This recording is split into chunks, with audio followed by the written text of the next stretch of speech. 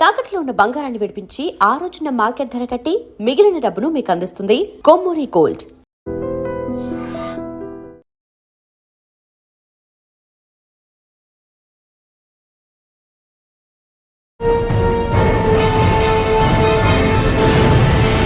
Latest బైకులు CCs పెట్టుకుని వెళ్తుంటే అది ప్రమాదం కాకపోతే ఏమవుతుందండి? 200 కిలోమీటర్స్ నడపాలి అని అనుకుంటే ఈ రోడ్లలో నడపద్దు. ప్రైవేట్ ట్రాక్స్ ఉన్నాయి, లేకుంటే రేసింగ్ ట్రాక్స్ ఉన్నాయి. హెల్మెట్ యొక్క ముఖ్య ఉద్దేశం ఏంటంటే మన హెడ్కి ఇంజూరీ కాకుండా, హెడ్లో ముఖ్యం ఏంటంటే బ్రెయిన్. ఈవెన్ ఇట్లా స్మాల్ జర్క్ వల్ల కూడా మనకు బ్రెయిన్ ఇంజూరీ అయ్యే ఛాన్స్.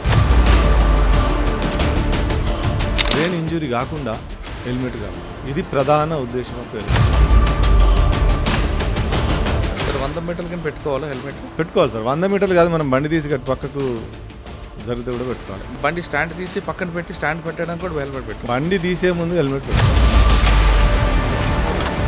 ప్రతి వ్యక్తి ప్రమాదం కాకుండా ఇంటి నుంచి వెళ్ళి క్షేమంగా ఇంటికి రావాలంటే మనం జనరల్గా ఏంటంటే మనకు జరిగే వరకు అది మనది కాదని ఫీల్ అవుతుంటాం. ప్రతి వ్యక్తిని కోరుకునేది ఏంటంటే ప్రతి ఒక్కరం రెస్పాన్సిబిలిటీ ఫీల్ కావాలి, ఇది మన బాధ్యత. Every one should feel responsibility. ప్రభుత్వం ఒకటే బాధ్యత కాదు.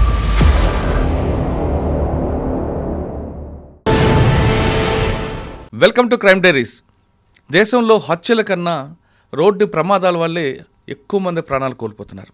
అన్నం పుణ్యం ఎరగని వాళ్ళు రోడ్డు మీద రావడం, ఎదుటి వ్యక్తి చేసే నిర్లక్ష్యానికో తన నిర్లక్ష్యానికో ప్రాణాలు కోల్పోవడం, ఆ కుటుంబాలు రోడ్డు మీద పడిపోతున్నాయి. దీనికి ప్రధాన కారణం ప్రభుత్వం వైపు కొంతుంటే, ముఖ్యంగా తీసుకుంటే ప్రజల యొక్క అవగాహన లోపమే.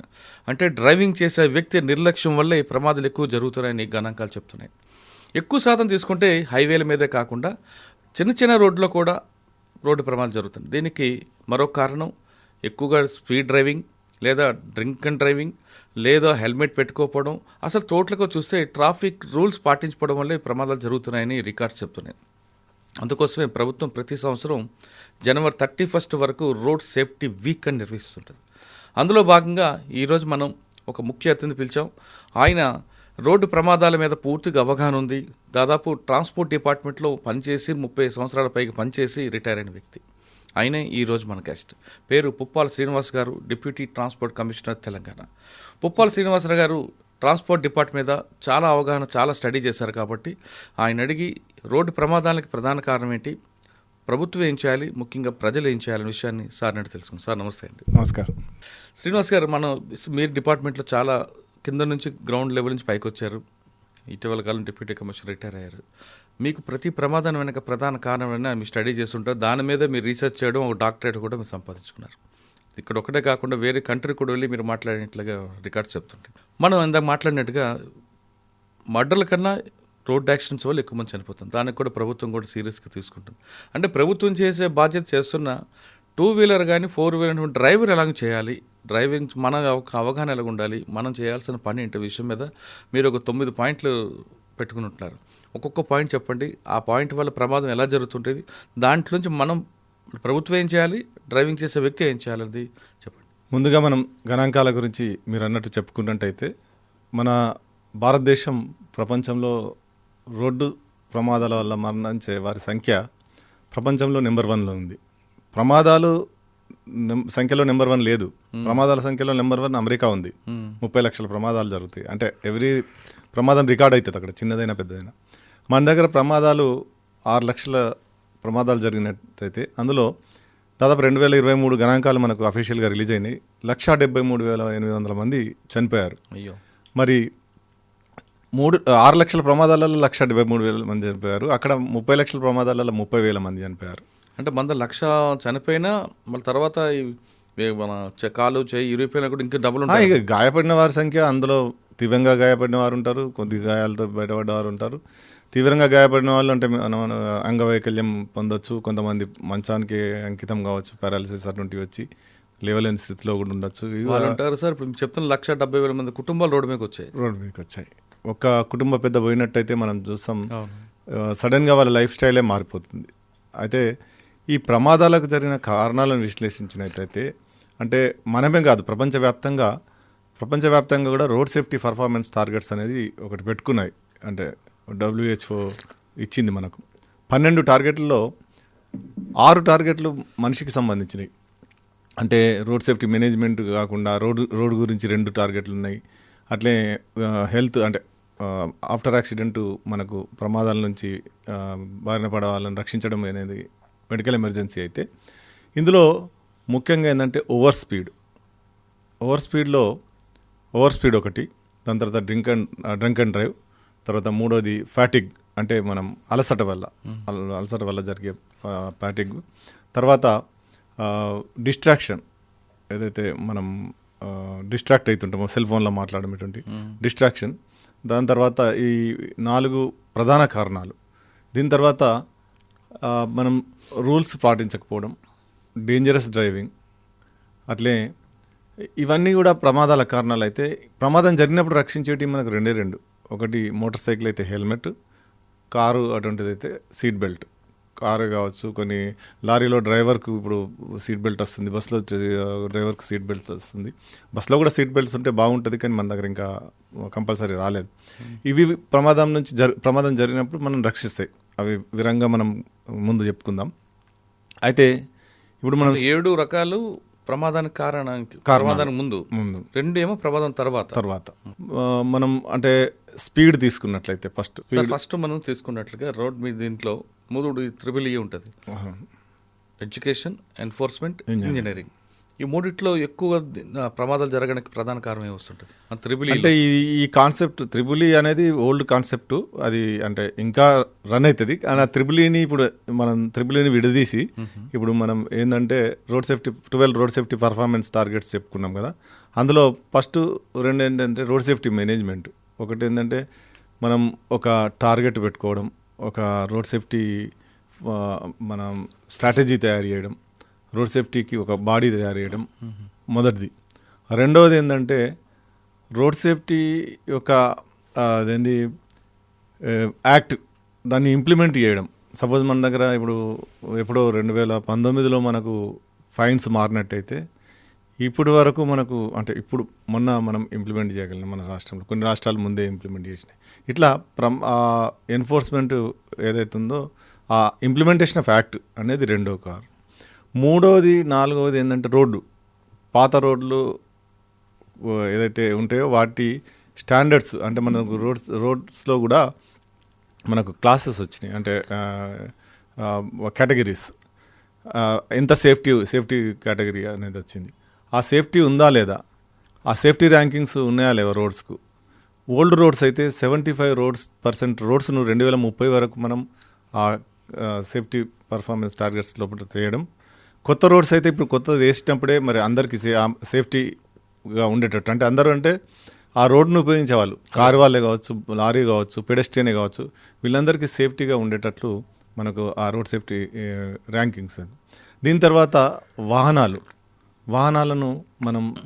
కూడా మనకు భారత్ NCAP రేటింగ్స్ అనేది వచ్చినాయి. ఆ రేటింగ్స్లో మరి ఆ రేటింగ్స్ తగ్గట్టు ఉందా లేదు. ఇప్పుడు NCAP 5 అంటాం, అంటే పూర్తి భద్రతతో ఉన్నట్టు. భద్రత అంటే మనం ఎంత స్పీడ్ వెళ్ళి గుద్దినా కూడా మరి అది భద్రత కల్పిస్తా అంటే అట్లా కాదు, దానికి కూడా లిమిట్స్ ఉంటాయి. అంటే అది మ్యాక్సిమం స్పీడ్ 65 km/h వద్ద టెస్ట్ చేస్తారు. ఆ టెస్ట్ చేసినప్పుడు మనిషి ప్రాణం పోకుండా ఉండేటట్లు భద్రతగా ఉంటుంది. అదే ఇది మన ఎయిర్ బ్యాగ్స్ కానీ ఇంకా లోపల ఉన్న ఫర్నిచర్ కానీ, అంటే కార్లో ఉన్న ఎయిర్ బ్యాగ్స్ ఇతర వాటి వల్ల మనకు నష్టం జరగకుండా అది భద్రతతో కాపాడుతుంది. అంతేగాని నేను 65 కదా మరి 110 km వేగంతో పోయి గుద్దుతా నన్ను రక్షిస్తుంది అంటే రక్షించదు. ఆ కాన్సెప్ట్ అనేది తీసేయాలి మన మైండ్లోకి వెళ్ళి. ఇది సేఫ్టీ పర్ఫార్మెన్స్ టార్గెట్ 5 ఉంది, నేను ఏ స్పీడ్లో వెళ్ళినా కూడా ఏం కాదు అనేది కాదు.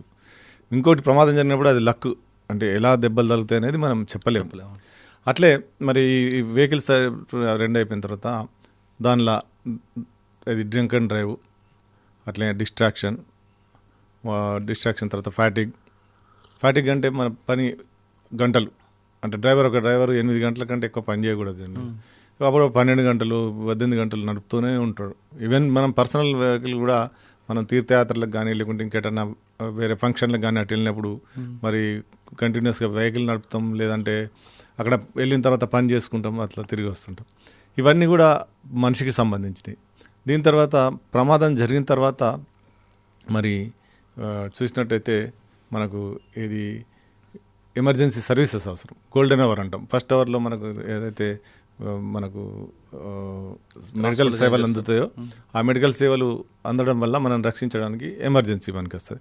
ఇవన్నీ కూడా పర్ఫార్మెన్స్ టార్గెట్స్ ఇవన్నీ ఉన్నాయి. అంటే ఎడ్యుకేషన్ ఎన్ఫోర్స్మెంట్ ఇంజనీరింగ్లోనే వస్తాయి. ఇప్పుడు రోడ్ ఇంజనీరింగ్లో వస్తుంది. ఈ ఏదైతే మనుషులకు సంబంధించిందంతా ఎడ్యుకేషన్ ఎన్ఫోర్స్మెంట్లో వస్తుంది. అట్లా ఎమర్జెన్సీ మెడిసిన్ వస్తుంది. అట్లా ఇవన్నీ కూడా 12 కూడా అందులోనే వస్తాయి. కానీ ఆ కాన్సెప్ట్ అనేది ఓల్డ్ కాన్సెప్ట్. ఇప్పుడు కొత్తగా ఈ గ్లోబల్ పర్ఫార్మెన్స్ టార్గెట్లు మనం టార్గెట్ చేసినట్టయితే తప్పకుండా రిజల్ట్స్ కనబడతాయి. కొన్ని కంట్రీలు ఇప్పుడు 50% అచీవ్మెంట్, అంటే మనకు first decade of action road safety అయిపోయింది 2001 to 2010, 2010 to 2020, 2021 to 30 second decade of action for road safety start అయింది. మరి 21 to 20 అంటే ఆల్రెడీ 5 years అయిపోయినాయి, గడిచిపోయినాయి. అయినా మనం ఈవెన్ ఒక నాట్ 1% కూడా మనం ముందుకెళ్ళలే. కాకపోతే కొన్ని కంట్రీలు 50% అచీవ్ అయినాయి. సార్ ఇందాక మీరు చెప్తున్నట్లుగా 65 km స్పీడ్ వరకు ప్రమాదం జరిగితే మనిషి బతికే అవకాశాలు ఉన్నాయి. దానికి మనం పారామీటర్స్ మనం తీసుకున్నాం. కానీ మనకున్న రోడ్స్ వేరు. ఇప్పుడు వస్తున్న కొత్త బైకులకి సూటబుల్ కావు అనేది చాలామంది చెప్తున్నారు. కానీ 150 km 200 km స్పీడ్లో వెళ్ళే బైకులు వస్తున్నాయి. కానీ ఆ స్పీడ్ తగ్గట్టు రోడ్లు మన దగ్గర లేవు కదా. మరి ఎందుకంటే ఆ బైకులు మనం ప్రమోట్ చేయడం? స్పీడ్ తగ్గట్టు రోడ్డు ఉండాల్సిన అవసరం లేదు. మనం రోడ్ కండిషన్స్ బట్టి మనం స్పీడ్ కంట్రోల్ చేసుకోవాలి. అవైలబిలిటీ ఉంటాయి సార్. ఇప్పుడు మార్కెట్లో చూసినట్టయితే ఎన్నో అవైలబిలిటీ ఉంటాయి మనకు. ఇప్పుడు మనకి ఓఆర్ఆర్ కాకుండా హైవే, నేషనల్ హైవే కాకుండా కొన్ని రోడ్స్ తీసుకున్నాం అనుకోండి, 1 kilometer కూడా కరెక్ట్గా పొడవుగా కనిపిస్తుంది. ఎక్కడో దగ్గర రైటో లెఫ్టో ఎస్టో ఉంటాయి. ఆ రోడ్లో 30 feet 40 feet రోడ్లో హెవీ వెహికల్ అంటే బైకులు కూడా లేటెస్ట్ బైకులు సీసీస్ పెట్టుకుని వెళ్తుంటే అది ప్రమాదం కాకపోతే ఏమవుతుందండి? అది సార్ ఇప్పుడు మనకు అంటే 200 kilometers నడపాలి అని అనుకుంటే ఈ రోడ్లలో నడపద్దు, ఈ రోడ్లలో నడపకూడదు. ఎక్కడైతే అవైలబుల్ ఉన్నాయో అంటే ప్రైవేట్ ట్రాక్స్ ఉన్నాయి, లేకుంటే రేసింగ్ ట్రాక్స్ ఉన్నాయి, అక్కడ నడపచ్చు. ఇప్పుడు మనం నడపచ్చు. కానీ కొనుక్కున్న వ్యక్తి లక్షల కోట్లు కొని బండి నేను అక్కడ నడపను, నా ఇష్టం, నా ఇంటి ముందు నడుపుతానంటాడు కదా. అట్లా తప్పు కదా. మన పబ్లిక్ ప్లేస్లో నడిపినప్పుడు ఇవన్నీ మోటార్ వెహికల్ యాక్ట్ అట్రాక్ట్ అవుతుంది. ప్రైవేట్ ప్లేస్ నీ ఓన్ రోడ్డు తయారు చేసుకో, ప్రైవేట్ ప్లేస్లో నువ్వు నడుపుకో, ఎవరికి ఇబ్బంది ఉండదు. కాదండి, ఇప్పుడు తల్లిదండ్రులు కూడా నా కొడుకు పెద్ద బండి కొని ఇవ్వాలని అప్పులు చేసి కొంటున్నారు. ఆ బండి వేసుకున్న వ్యక్తి ఇంకా ఆ గల్లీలోని, ఆ బస్సులోని, ఆ వీధిలోనే తిరుగుతుంటాడు. మరి ఆ బండి ఆ రోడ్డు సూట్ కాపినోడు స్కిడ్ అవుతుంది. ఆయనతో పాటు ఇతరులు కూడా ఆ రోడ్డు యూజ్ చేస్తారు కదా. మరి వాళ్ళ ఆ సెన్స్ లేదు కదా. అప్పుడు అది ఉండాలి. అంటే మనం ఇతర వాహనదారులను కానీ ఇతర రోడ్ యూజర్స్ కానీ వాళ్ళని రెస్పెక్ట్ చేయాలి. ఇప్పుడు మనకున్న ప్రాబ్లం అదే కదండి. నేను వెళ్ళాలి అంతే తప్ప ఎదుటి వ్యక్తి ఎలా వస్తాడా పోతాడా అనే ఆలోచన ఉండట్లేదు కదా. అంతే అంటే ఇందా మనం చెప్తుండే కదా 9 ఒక్కొక్క పాయింట్ గురించి మనం మాట్లాడతాం. ఫస్ట్ చెప్పండి. స్పీడ్ అయితే స్పీడ్ అనేది ఏంటంటే మనకు అందరికి చాలా పాత నుంచి ఒక స్లోగన్ తెలుసు, స్పీడ్ థ్రిల్స్ బట్ కిల్స్. అవును. ఆ థ్రిల్స్ కిల్స్ అనేది నిజంగా అది చాలా 100% సూట్ అవుతుంది. ఇప్పుడు ఏంటంటే మనకు స్పీడ్ అనేది యుగం కూడా, అంటే మనం బయలుదేరడము లేట్ బయలుదేరుతాం, స్పీడ్కి వెళ్ళి తొందరగా రీచ్ కావాలనుకుంటాం. కానీ అందులో మనం 1% 1 km/h స్పీడ్ పెంచినాం అనుకోండి, 3% ప్రమాదానికి గురయ్యే ఛాన్సెస్ ఎక్కువ ఉంటాయి. అట్లా 5% ప్రమాదం జరిగితే చనిపోయేందుకు ఆస్కారం ఉంటుంది, అంటే ఫ్యాటల్ ఇంజురీ. ప్రమాదం జరగకుండా ఎంత స్పీడ్ వెళ్ళొచ్చండి? అంటే దాన్ని 40 అని కాదు, అంటే రోడ్ కండిషన్ బట్టి, ట్రాఫిక్ కండిషన్ బట్టి మనం స్పీడ్ వెళ్ళాలి. అందుకే మనకు స్పీడ్ లిమిట్స్ అనేది అక్కడున్న రోడ్ని బట్టి స్పీడ్ లిమిట్స్ పెడతారు. సపోజు హెడ్ ఆన్ కొలిజన్ అయ్యే ఛాన్స్ ఉంటుంది అనుకోండి, హెడ్ ఆన్ కొలిజన్ అయ్యే దగ్గర 70 kilometers స్పీడ్ పెడతారు. మనకి ఇప్పుడు మనం అది నార్మల్ రోడ్స్ చూసినట్టయితే 70 km/h స్పీడ్ ఉంటుంది. అదే హైవే ఉంది అనుకోండి 100 km/h ఉంటుంది. అయితే ఆ ప్రమాదం జరిగినప్పుడు మనకు ప్రాణం పోకుండా గాయాలతో బయటపడే ఛాన్స్ ఉంటుంది. అదే మనము ఇట్లా రోడ్ జంక్షన్ ఉంటుంది అనుకోండి, సైడ్ నుంచి వచ్చే గుద్దే ఛాన్స్ ఉంటుంది. అక్కడ కూడా 70 km/h. అదే మనకు ఏది స్కూల్ జోన్ ఉందనుకోండి, స్కూల్ జోన్ ప్రపంచమంతా 30 km/h స్పీడ్. కానీ మన ఇండియాలో చాలామందికి తెలియని విషయం ఏంటంటే మోటార్ వెహికల్ డ్రైవింగ్ రెగ్యులేషన్ ప్రకారం 25 కిలోమీటర్ల పర్ అవరే మన దగ్గర. ఇంకా సేఫ్టీగా ఉన్నాం మనం. కానీ ప్రమాదాలు జరుగుతుంటాయి కదా. చాలా జరుగుతాయి రోడ్ల దగ్గర. పిల్లలు మనకు దాదాపు సంవత్సరానికి ఒక 2-3 వేల మంది పిల్లలు చనిపోతున్నారు. మీరు అన్నట్లుగా 30 కిలోమీటర్ స్పీడ్ ఉండాలి. ఆ స్కూల్ జోన్లో హార్న్ కూడా కొట్టకూడదు. కానీ మన దగ్గర రెండు జరుగుతుంటాయి కదా. రెండు జరుగుతుంటాయి. స్కూల్ దగ్గర జరిగేటి అదంతా పెద్ద టాపిక్ లేండి. అది కూడా మనకు అంటే చాలా ఇంపార్టెంట్. కానీ అది సార్ మీరు ఇందాక చెప్తున్నట్టు కదా, ప్రపంచంలో కొన్ని దేశాల్లో స్కూల్ బస్సు వెళ్తున్నప్పుడు స్కూల్ బస్సుకి వెనక దాదాపు 100 మీటర్ల దూరంలో కూడా వెహికల్ వెళ్ళకూడదని అక్కడ నామ్స్ ఉంటాయి. కానీ మన దగ్గర ఏంటంటే స్కూల్ బస్సు వెనక వెళ్తుంటాడు, ఎప్పుడు డాష్ ఇస్తాడు తెలియదు, ఓవర్టేక్ చేసిపోతుంటారు. పక్కన బాగా సాగి ఉన్నాడు ఓవర్టేక్ చేసిపోతుంటారు. అవన్నీ మన దగ్గర ఏంటంటే ఆ రూల్ లేదు. కానీ ఓకే, ఓవర్టేక్ కొద్దిగా స్లోగా వెళ్ళాలి. అయితే ఇదే కాకుండా స్పీడ్ వల్ల ఏంటంటే మనం ఒక ఎగ్జాంపుల్ తీసుకున్నట్టే, ఎంత స్పీడ్ పెరుగుతుంటామో అంత స్టాపింగ్ డిస్టెన్స్. అంటే మనం ఒక వ్యక్తిని కానీ ఏదైనా వస్తువుని కానీ చూసిన తర్వాత మనం ఆగాలనుకున్నప్పుడు ఫస్ట్ సపోజ్ 100 కిలోమీటర్లు వెళ్తున్న వాహనం, మనం ఇంతకుముందు కూడా చాలాసార్లు చెప్పుకున్నాం, 100 కిలోమీటర్లు వెళ్తున్న వాహనం మనం అది చూడగానే మన మైండ్ ఏంటి, మనం స్లో కావాలి ఆగాలి అని మన మైండ్ సంకేతం వెళ్తుంది. వెళ్ళిన తర్వాత ఇమీడియట్ బ్రేక్ వేయం. మనం ఫస్ట్ యాక్సిలరేటర్ మీద పెడల్ తీసి బ్రేక్ పైన పెడతాం. అఫ్కోర్స్ ఇప్పుడు ఆటో గేర్లలో అదేం లేదు, బ్రేక్ మీద బ్రేక్ మీద పెట్టి ఆపుతాం. యాక్సిలరేటర్ మీద కాలు తీసి బ్రేక్ మీద పెడతాం ఇప్పుడు కూడా. అయితే పెట్టినప్పుడు ఆ ఫ్రాక్షన్ అంటే ఆ సెకండ్ అంటే 1 to 1.5 సెకండ్ నార్మల్ పర్సన్కి పడుతుంది. 100 కిలోమీటర్లు వెళ్తున్న వాహనం దాదాపు 40 మీటర్లు వెళ్ళిపోతుంది. అప్పటికి బ్రేక్ అప్లై చేసిన బ్రేక్ చేయము అప్పటి వరకు, బ్రేక్ మీద కాలు పెట్టినాం అంతే, 40 మీటర్లు వెళ్ళిపోతుంది. ఇప్పుడు బ్రేక్ ప్రెస్ చేస్తాం. ఈ 40 మీటర్ల దూరాన్ని రియాక్షన్ డిస్టెన్స్ అంటారు. ఆ 1 to 1.5 రియాక్షన్ టైం అంటారు. ఇప్పుడు బ్రేక్ ప్రెస్ చేస్తాం. బ్రేక్ ప్రెస్ చేయగానే బండి ఆగదు, మనకు కొంత దూరం వెళ్ళిపోద్ది. దీన్ని బ్రేకింగ్ డిస్టెన్స్ అంటాం. అది రోడ్ కండిషన్స్ పైన డిపెండ్ అయి ఉంటుంది, స్పీడ్ పైన డిపెండ్ అయి ఉంటుంది. మళ్ళీ ఇవన్నీ కూడా ముందడిదేమో మనిషి పైన డిపెండ్ అయి ఉంటుంది. ఏది రియాక్షన్ టైం. 40 మీటర్స్ ఆ మనిషి అంటే కాన్షియస్ ఎంత ఉన్నాడు, అలర్ట్గా ఎంత ఉన్నాడు. అందుకే ఆ ప్రమాదం జరిగినప్పుడు సడన్గా బ్రేక్ వేయకుండా గుద్దేసినాక బ్రేక్ వేస్తారు, లేకుండా గుద్దేసినాక బ్రేక్ బదులు యాక్సిలరేటర్ తొక్కి మరి రేజ్ అయిన సందర్భంలో తాగుంటే ఇంకా లేట్గా రియాక్ట్ అవుతారు. ఇవన్నీ కూడా మంచి కండిషన్ బట్టి ఫస్ట్ రియాక్షన్ టైం ఉంటుంది. నెక్స్ట్ ఈ బ్రేకింగ్ డిస్టెన్స్లో road condition, vehicle condition, breaking efficiency ఇవన్నీ కూడా బ్రేకింగ్ డిస్టెన్స్. అప్పటికి ఎన్ని మీటర్లు వెళ్ళొచ్చండి? మళ్ళీ దాదాపు 80 మీటర్ల పైన వెళ్తుంది. 40 నుంచి ఇంకో 40 నుంచి 80, ఇది 120 మీటర్ల దగ్గరికి వస్తుంది దాదాపు. ఈ స్టాపింగ్ డిస్టెన్స్ అంటారు మొత్తం. ఇది 120 మీటర్లు అవసరం. 120 మీటర్ల కంటే ముందు మనిషి చూసినట్టయితే దాన్ని సేఫ్గా బండి ఆపగలుగుతాడు. అందుకే మనం స్లోగా వెళ్ళినాం అనుకోండి, ఈ 120 మీటర్లు పట్టదు దానికి మనం స్లోగా వెళ్ళినప్పుడు. ఎందుకంటే మనం రియాక్ట్ అయ్యే వరకు 40 మీటర్లు పోయే బదులు సపోజ్ 30 కిలోమీటర్ల పర్ అవర్ స్పీడ్ ఉన్నాం. 30 కిలోమీటర్ల పర్ అవర్ స్పీడ్ ఉన్నప్పుడు మనం రియాక్ట్ అయ్యే 1 to 1.5 సెకండ్స్లో అది 6 మీటర్లు 7 మీటర్లు వెళ్తుంది. ఆ బ్రేక్ వేసినప్పుడు కూడా తక్కువ డిస్టెన్స్ అవుతుంది. అయితే స్పీడ్ పెరిగిన కొద్దీ మన ఎనర్జీ ఈక్వేషన్ ఏంటంటే ½ mv².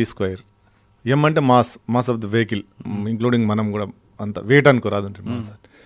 v² అంటే velocity square, speed square. Suppose నేను 2 కిలోమీటర్ల స్పీడ్ పెంచిన అనుకోండి, 2 4 రెట్లు ఎనర్జీ పెరుగుతుంది.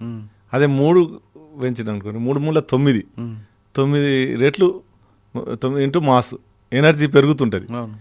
ఆ పెరిగిన ఎనర్జీ ఎక్కడ పోతుంది మరి యాక్సిడెంట్ జరిగినప్పుడు? డిస్ట్రక్షన్లో.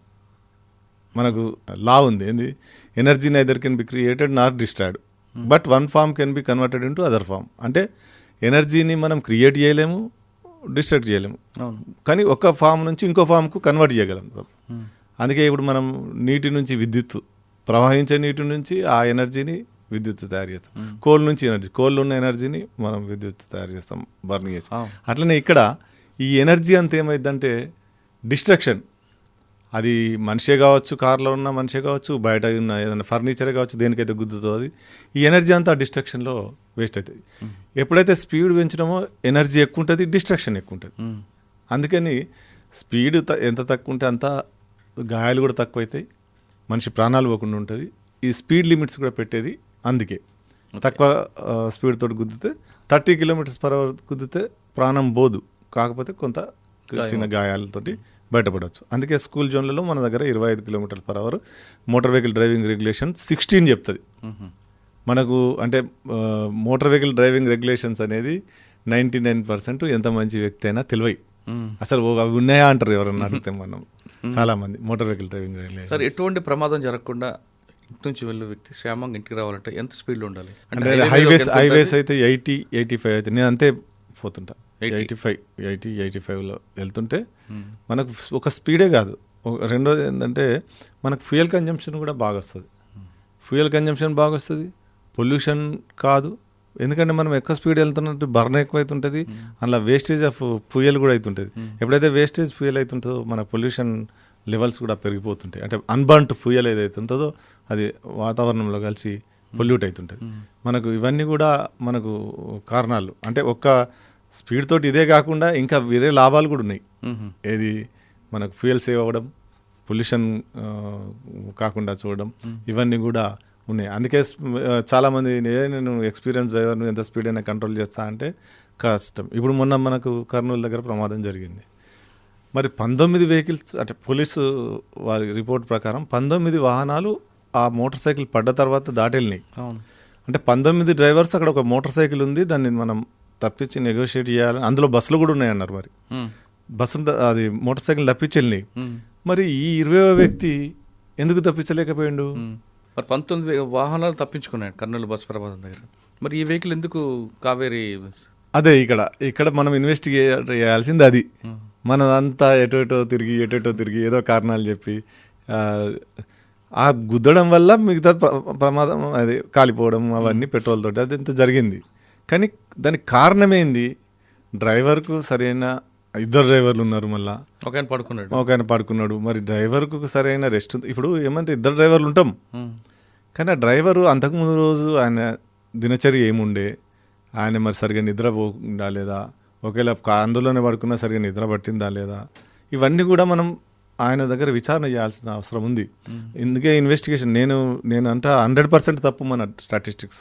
ఎవరు వచ్చినా let them challenge with me, 100% మన స్టాటిస్టిక్స్ తప్పు. ఎందుకు అంటే ఇప్పుడు మనం చూసినట్టయితే దాదాపు 105,000 మంది మనకు ఓవర్ స్పీడింగ్ వల్ల చనిపోయిందని చెప్తుంటారు.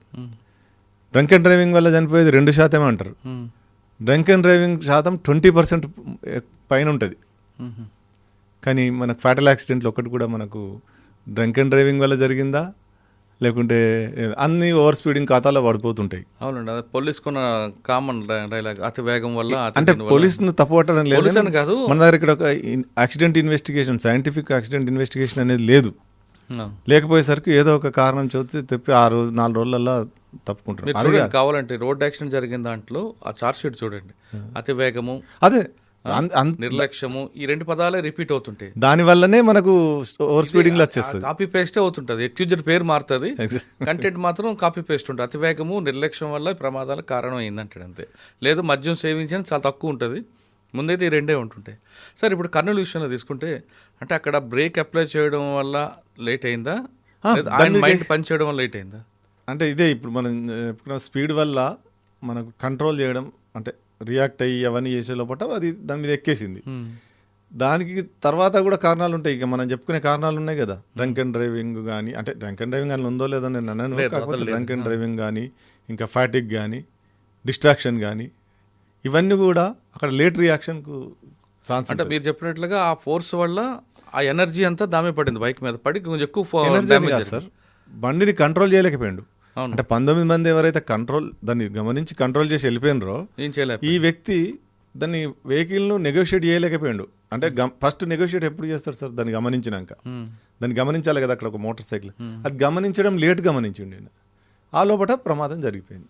ఇప్పుడు చెప్పినాం కదా మనం, ఏది ఫ్రాక్షన్ ఆఫ్ సెకండ్లో 1 to 1.5 సెకండ్ల అది 40 మీటర్లు వెళ్ళిపోయింది. అది నేను అనుకుంటే 120 స్పీడ్ ఉండొచ్చు. 40 మీటర్లు దాటిపోయింది కూడా, 40 పైన దాటిపోయి ఉంటుంది. ఆ 40 పైన ఇది ఎక్కి ఉంటుంది. ఈయన బ్రేక్ అప్లై చేసినా దాని మీద ఎక్కి లాక్కపోతుంది. స్పీడ్ కంట్రోల్ లోపల ఇది పెట్రోల్ ఉంది కాబట్టి స్పార్క్ వల్ల అంటుకోవడం ఇదంతా జరుగుతుంది. అందుకని స్పీడ్ అనేది మనం నియంత్రించుకున్నట్టయితే దాదాపు 50% ప్రమాదాలను మనం నివారించవచ్చు. ఇదే కాకుండా మనకు ట్రాఫిక్లో చూస్తుంటాం, ఇంత స్లో ఉన్నా కూడా అంటే మన స్పీడ్ అంటే ఏదో 120 150 పోవాల్సిన అవసరం లేదు.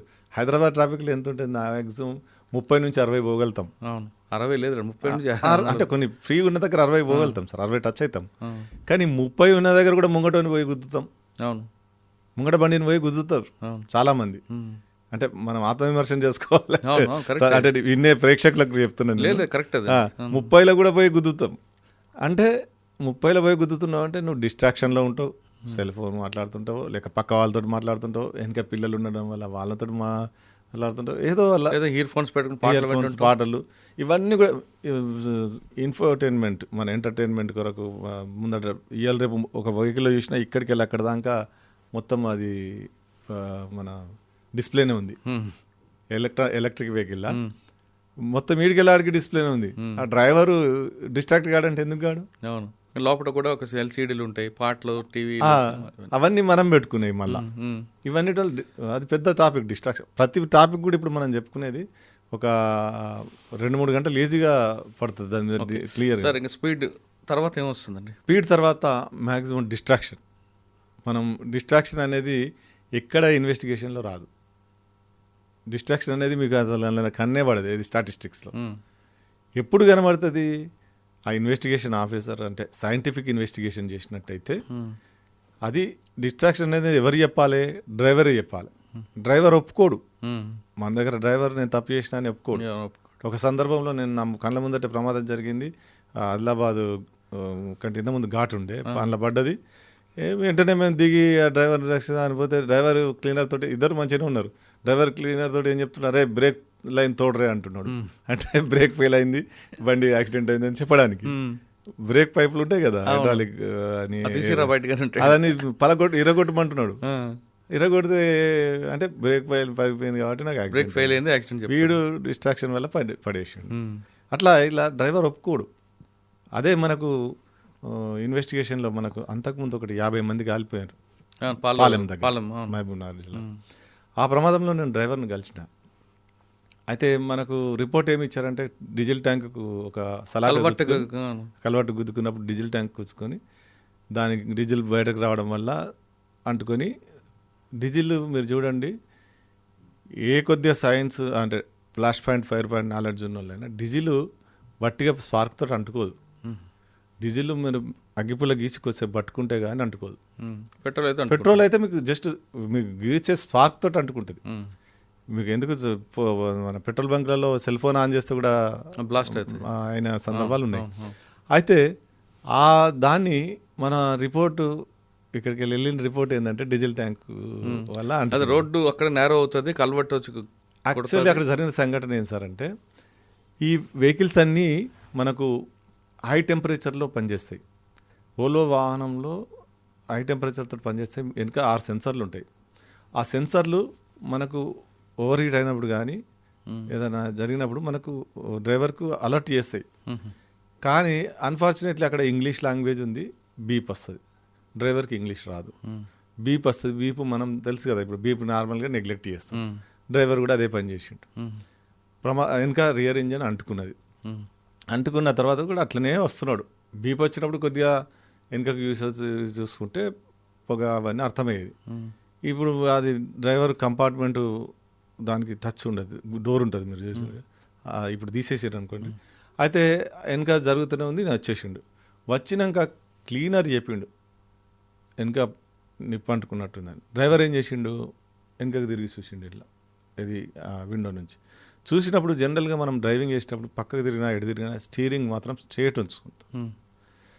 అన్ఫార్చునేట్లీ అక్కడ రోడ్డు స్లైట్గా టర్న్ అయింది. టర్న్ అయ్యే వరకు ఆ కర్బ్ ఉంటుంది కదా, అంటే ఏదైతే డివైడర్ ఉంటుందో కర్బ్కు వెహికల్ దాకింది. అంటే కల్వర్ట్కి ముందే ఫ్లేమ్ వచ్చిందా? కల్వర్ట్కి ముందు ఎక్కడో అంటుకున్నది. అది ఎందుకు ఎలాగ అంటుకుంటుంది? ఇదే ఇంజన్లో అది నార్మల్గా అయితే ఇప్పుడు ఎన్ని ప్రమాదాలు, దాని తర్వాత మొన్న కర్నూలు దాని తర్వాత 6-7 ప్రమాదాలు జరిగినాయి ఫైర్. అంటే పాలెం బస్సు ఘటనలో కల్వర్ట్కి ముందే వచ్చింది. ముందే కానీ అక్కడ రిపోర్ట్లు ఏం చెప్తారంటే ప్రతి డ్రైవర్ కూడా రోడ్డు లైన్ ఉంటుంది, ఆ లైన్ పట్టుకొని వస్తాడు. వాడు అలాగే వచ్చేసరికి కల్వర్ట్ వచ్చింది పాలెం దగ్గర. ఆ కల్వర్ట్ కొంచెం లోపల రావడం వల్ల ఆ బస్ ట్యాంక్ దాన్ని కొట్టడం, అందులో ఆల్రెడీ డీజిల్ ఇప్పుడు ఉండడం, డిస్ట్రాక్షన్ గురించి చెప్పుకుంటున్నాం మనం. అక్కడ వెనకకి తిరిగే వల్ల డిస్ట్రాక్ట్ అయ్యిండు. డిస్ట్రాక్ట్ అప్పుడు ఏంటంటే స్టీరింగ్ స్ట్రేట్ పడతాడు, ఎందుకంటే ముందు ఏముంటుందో స్ట్రేట్ పడదు దానికి.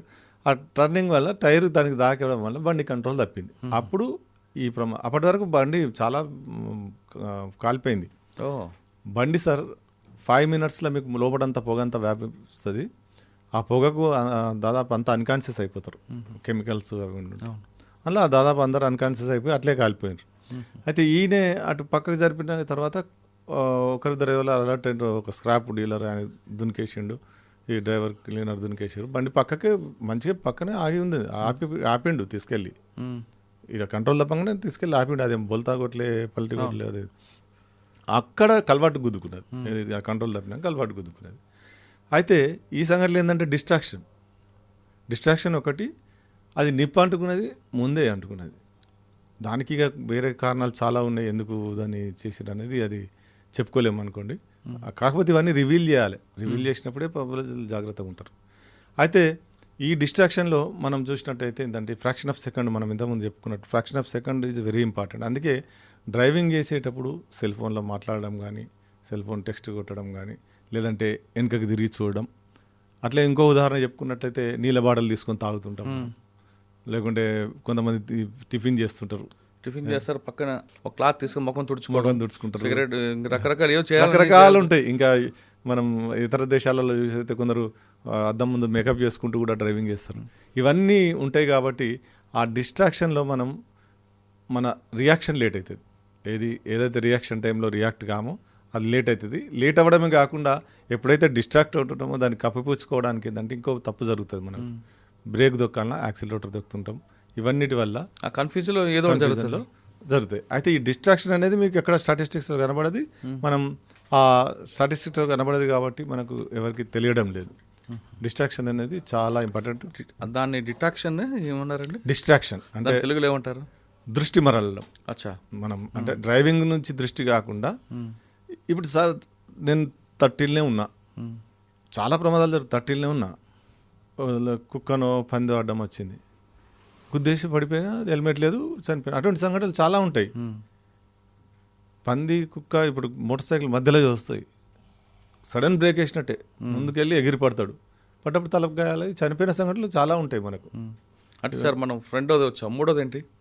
డిస్ట్రాక్షన్ తర్వాత డ్రంక్ అండ్ డ్రైవింగ్. మనం ఇంతకుముందు చెప్పిన డ్రంక్ అండ్ డ్రైవింగ్, ఇంకోటి ఫ్యాటిగ్ మనం చెప్పుకోపోతాం.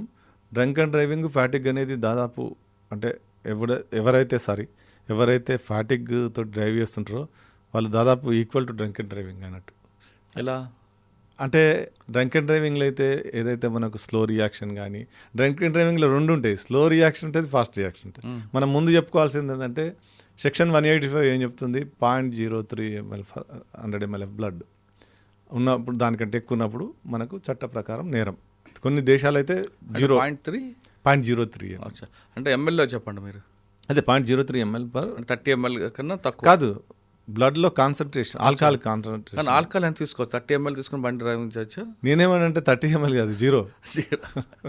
అందుకే కొంతమంది 30 ml లేకపోతే బండి పవర్ రాదంటాడు. తప్పది సార్.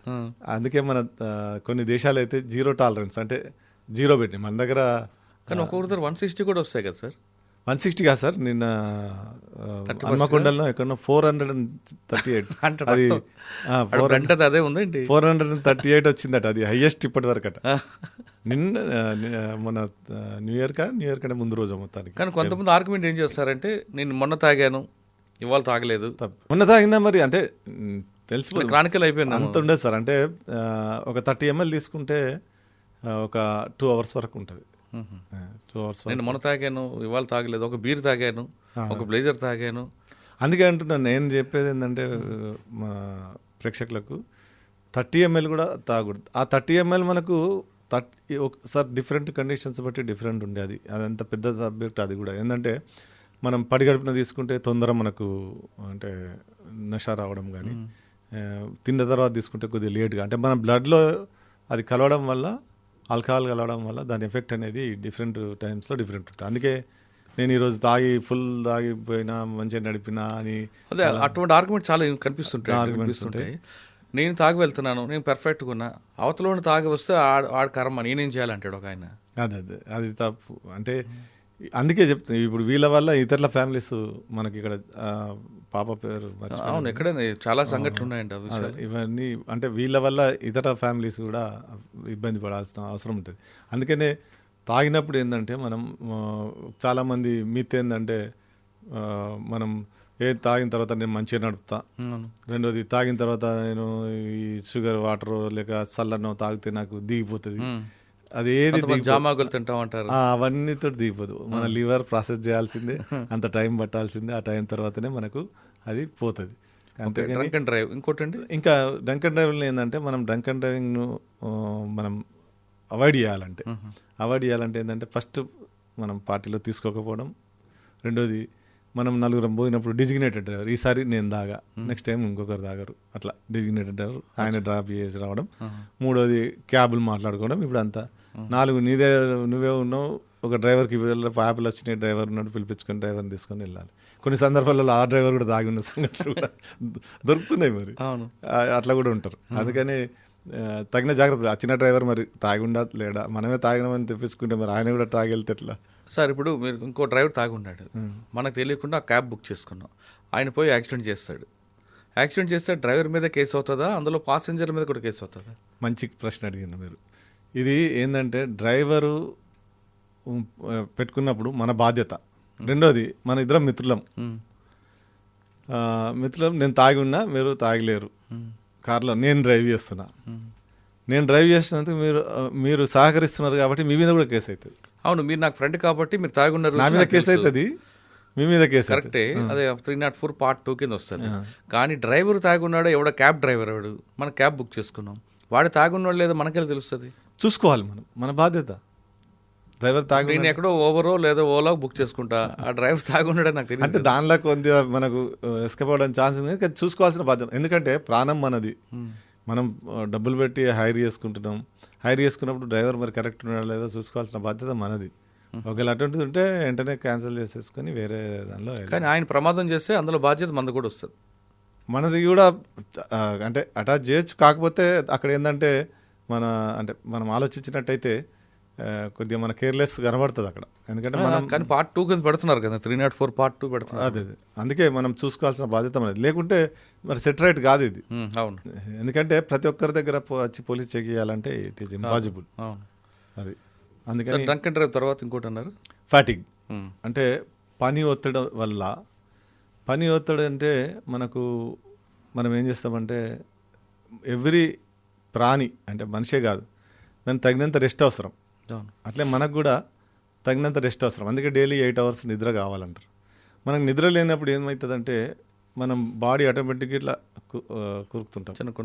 ఎందుకు మీటింగ్లో అటెండ్ చేసేటప్పుడు చాలామందికి లంచ్ తర్వాత సెషన్ చాలామంది ఇట్లా పడిపోతుంటాయి మేడం. సిమిలర్లీ డ్రైవింగ్ చేస్తూ కూడా ఇట్లా పడిపోతుంది.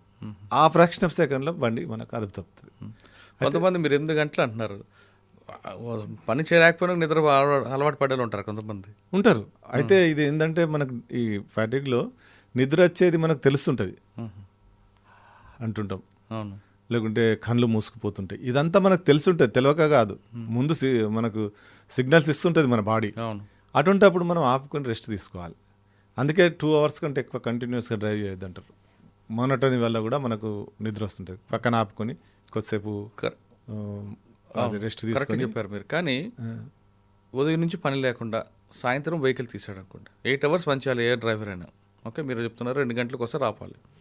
ఏం పని లేకుండా బండి తీసాడు, నిద్ర అలవాటు అయిపోయి బండి ఎక్కి 10 నిమిషాలకే నిద్ర వస్తుందంటే ఇక నిద్ర వస్తుంది అంటే మన బాడీ రెస్ట్ అవసరం. బాడీకి రెస్ట్ అవసరం కాబట్టి మనం డ్రైవర్ పక్కన ఆగి పడుకోవాల్సిందే. లేదంటే అందులో ఇంకెవరైనా డ్రైవింగ్ చేయగలిగితే ఆ వ్యక్తికి డ్రైవింగ్ ఇవ్వాలి. అంతేగాని మనం ఇటువంటి ప్రమాదాలు ఎక్కువగా మన డెస్టినేషన్ దగ్గరలో జరుగుతుంటాయి. మనకు 10 kilometers అయితే మనం చేరుతాం. ఆ 10 kilometers అరే చేరిపోతాంలే ఎందుకు ఆగడం మనం అనేది అనుకుంటాం. ఆ లోపల నిద్ర వచ్చేస్తుంది, ప్రమాదం జరుగుతుంది. మీకు ఎక్కువగా ఇది తీర్థయాత్రలు జరిగేటప్పుడు తీర్థయాత్రలకు వెళ్ళినప్పుడు కానీ మనకి ఎందుకంటే టైట్ షెడ్యూల్ ఉంటుంది, అక్కడ పోవాలి మళ్ళీ రావాలి మళ్ళీ పనులు చేయాలని టైట్ షెడ్యూల్లో నైట్ అంతా నడుపుతుంటాం. చాలా సందర్భాలు జరుగుతుంటాయి. మీరు చూడండి తీర్థయాత్రలకు వెళ్ళి లేకపోతే ఇంకేదైనా ఫంక్షన్లకు వెళ్ళి మళ్ళీ మ్యారేజ్లలో ఏం చేస్తామంటే ఎస్పెషల్లీ మ్యారేజ్ పిల్లగాని తీసుకురావడం వాళ్ళు డ్రైవర్లు ఉంటారు చూడండి, వాళ్ళకి రెస్ట్ ఉండదు. పోవడం రావడం, పోయిన తర్వాత అక్కడ ఆయనకి ఎన్నో పనులు చెప్తుంటారు, ఇది తీసుకురాపో అది తీసుకురాపో, అక్కడ రెస్ట్ ఉండదు. ఈ వచ్చేటప్పుడు ఎప్పుడు నైట్ ఫంక్షన్ అయినాక నైట్ బయలుదేరుతారు, లేట్ అవుతుంది, నిద్ర వస్తుంది, ప్రమాదాలు జరిగే ఛాన్స్ ఉంటుంది. అందుకే వాళ్ళు అట్లా ప్లస్ కొంతమంది, అందుకే మీకు విఐపీలకు డ్రైవర్లు ఇద్దరిద్దరిని పెడతారు. కానీ కొంతమంది ఏం చేస్తారంటే ఇద్దరిద్దరిని నువ్వు 2 రోజులు పని చేయి, నువ్వు 2 రోజులు పని చేయి. యాక్చువల్లీ 24 అవర్స్కు ఒకరు మారాలి డే, అట్లా మారకుండా 2 రోజులు ఈయన చేస్తాడు, లేకుంటే 3 రోజులు ఈయన చేస్తాడు, 3 రోజులు ఆయన చేస్తాడు. దానివల్ల రెస్ట్ దొరకదు. రెస్ట్ దొరకకుండా ప్రమాదాలు జరిగే ఆస్కారం ఉంటుంది. ఎంత ఎక్స్పర్ట్ డ్రైవర్ అయినా కూడా ఒక కోరికతోటి పోతుంది అంతే. అంటే కంటిన్యూగా జర్నీ చేయాలనుకుంటే 2 గంటల తర్వాత బండి ఆపడం, 2 గంటలకు ఒకసారి ఆగి కొద్దిగా వాష్ చేసుకొని వెళ్ళడం, ఒక 15-20 నిమిషాలు హాఫ్ అన్ అవర్ విశ్రాంతి తీసుకుని వెళ్ళడం. కానీ మనం ఏంటంటే మనకు అక్కడ 12 గంటలకు ఏరేది ఉంటే ఇక్కడ 3 గంటల జర్నీ అయితే మనం 2 గంటల ముందే బయలుదేరుతాం, అది మేకప్ చేయాలని చూస్తాం. ఆ మేకప్లో ఇవన్నీ జరిగిపోతాయి. ఎందుకంటే నిద్ర రావడం వల్ల స్పీడ్ పెంచుతాం, స్పీడ్ పెంచడం వల్ల నిద్ర. అందుకే నేను స్టాటిస్టిక్స్ ఎందుకు తప్పు అంటే స్పీడ్ పెంచుతాం, నిద్ర వల్ల జరిగింది, అక్కడ నిద్ర లేకపోవడం వల్ల పోయింది, డిస్ట్రాక్షన్ వల్ల జరిగింది. ఇవి రికార్డు కావు మనకు స్టాటిస్టిక్స్లో.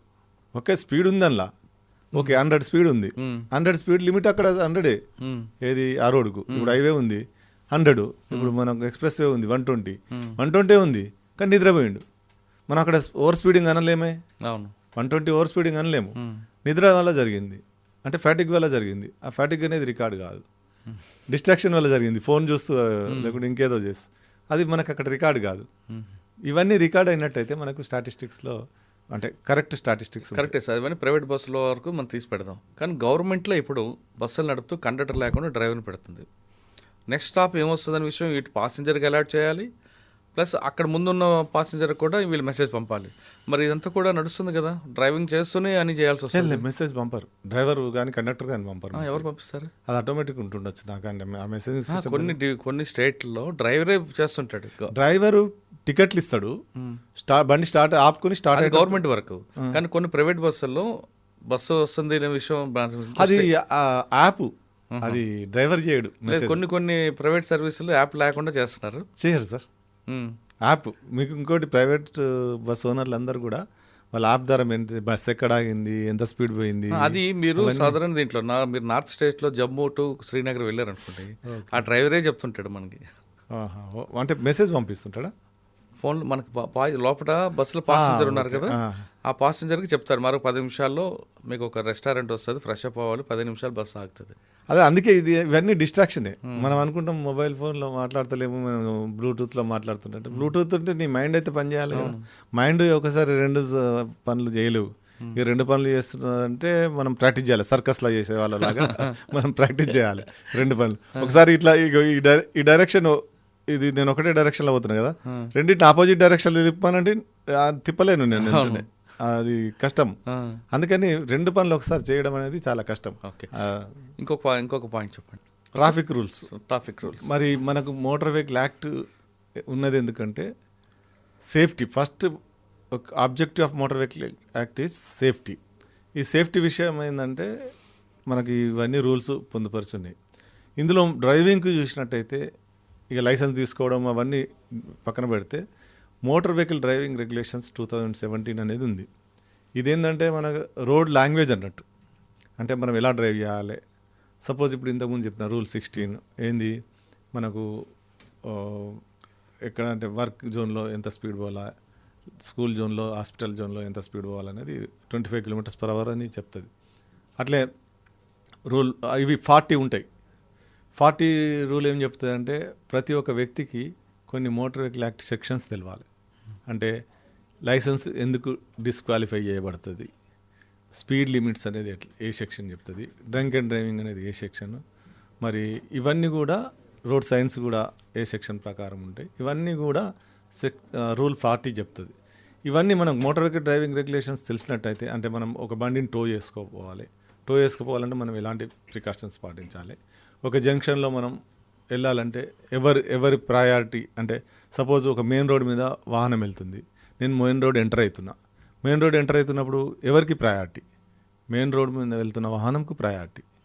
అట్లే ఒక రౌండ్ అబౌట్ దగ్గర ట్రాఫిక్ ఐలాండ్ దగ్గర రౌండ్ అబౌట్ తిరుగుతున్నాం.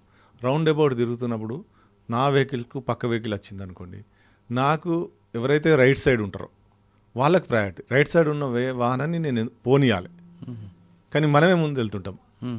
రైట్ సైడ్ ఉన్న వాహనాన్ని ఎందుకు పోనీయాలంటే దానికి కూడా అంటే ఒక కారణం ఉంది. ఆ రైట్ సైడ్ ఆయన ఎటు సైడ్ ఉంటాడు, అటు ఉంటాడు. ఇంకా రైట్ సైడ్, లెఫ్ట్ సైడ్ ఆయనకు సరిగ్గా కనబడదు. మనకు ఆయనకు లెఫ్ట్ సైడ్ మనకు సరిగ్గా కనబడుతుంది. కాబట్టి మనం ఆయనను పోనీయాలి, మనం జాగ్రత్త తీసుకొని. అట్లా ఇవన్నీ కూడా ప్రతి రూల్స్ 40 అంటే 40లో కూడా మళ్ళీ ఇంకా చిన్న చిన్న రూల్స్ ఉంటాయి, సబ్ రూల్స్. ఇవన్నీ కూడా ప్రతి వ్యక్తికి తెలియాల్సిన అవసరం ఉంది. దీన్ని మనం అట్లీస్ట్ కాలేజ్ లెవెల్ నుంచి మనం చేయాలి.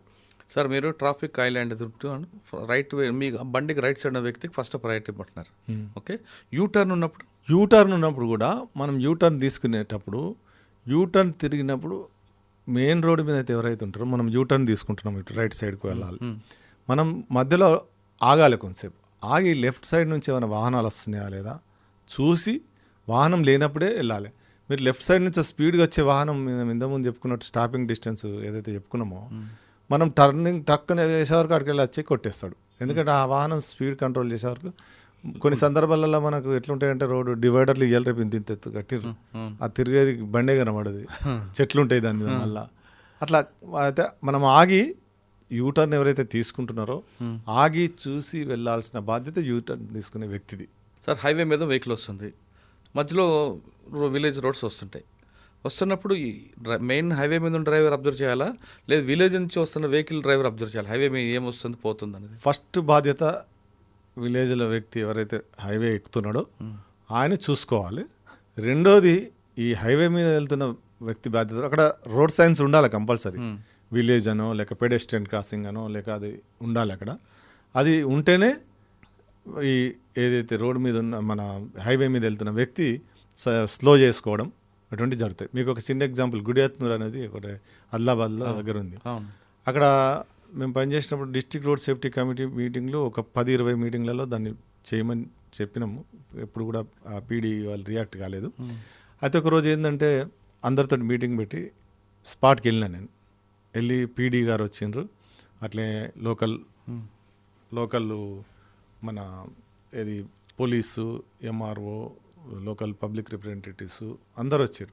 అక్కడ ఏంటంటే విలేజ్ ఒక సైడ్ ఉంటుంది, బస్ స్టాండ్ ఒక సైడ్ ఉంటుంది, ఎంఆర్ఓ ఆఫీసు, స్కూల్స్ అన్నీ అదర్ సైడ్ ఉంటాయి.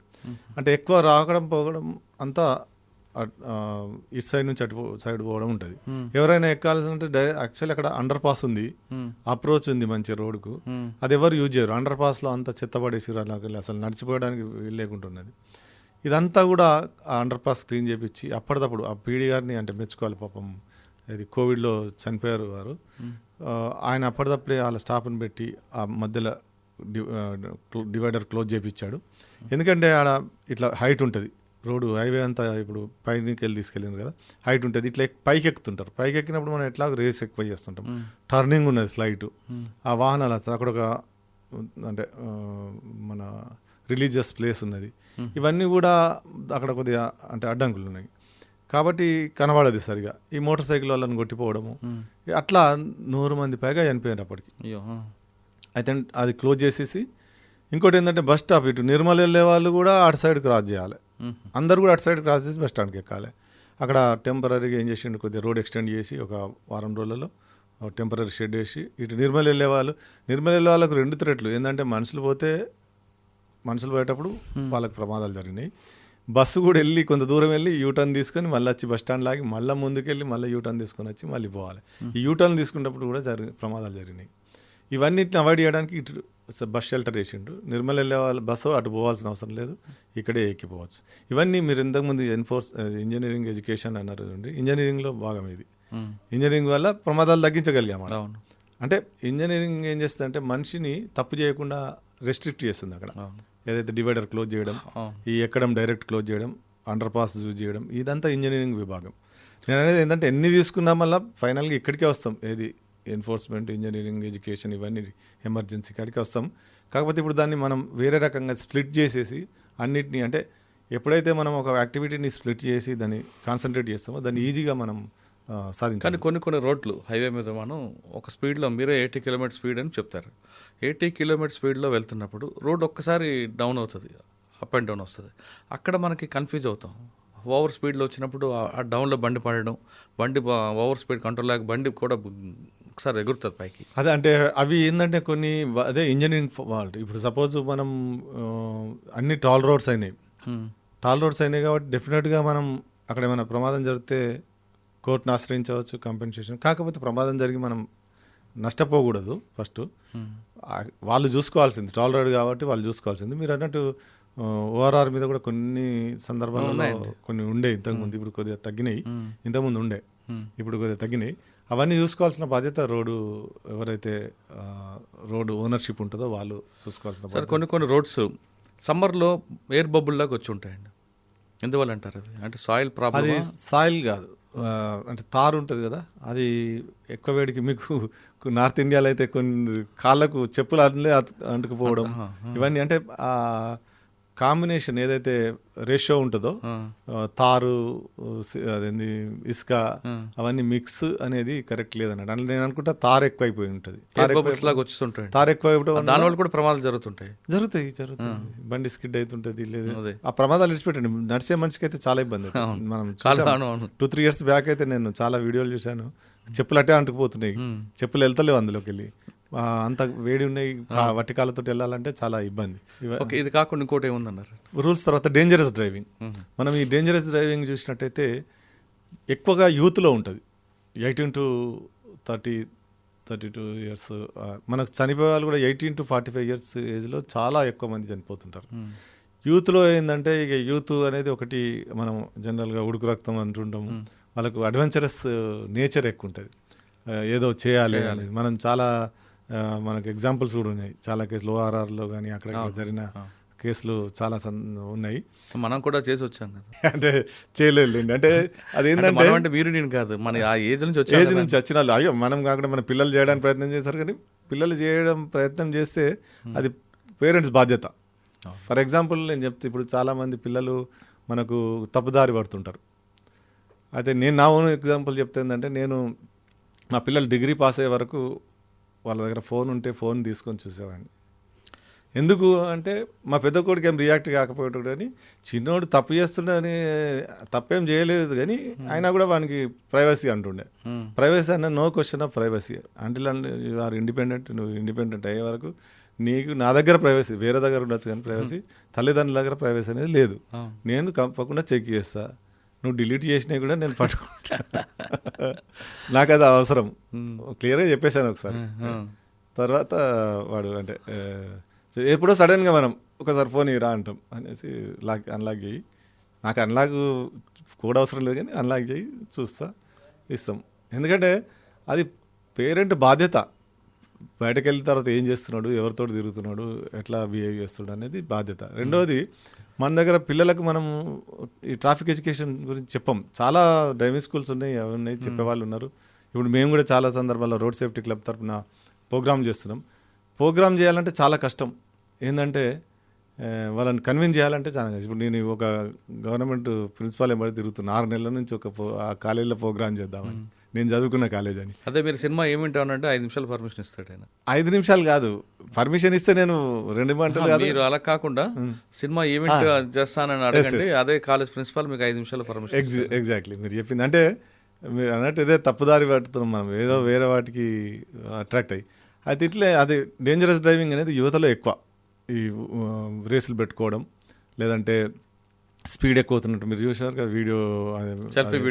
వీడియో తీసుకొని ఆ స్పీడ్ వీడియో తీసుకొని పెట్టడం, ఇవన్నీ కూడా ఈ రీల్స్ వల్ల దానికి అట్రాక్ట్ అయిపోయి యువతలో మనకు చాలా ప్రమాదాలు జరుగుతున్నాయి.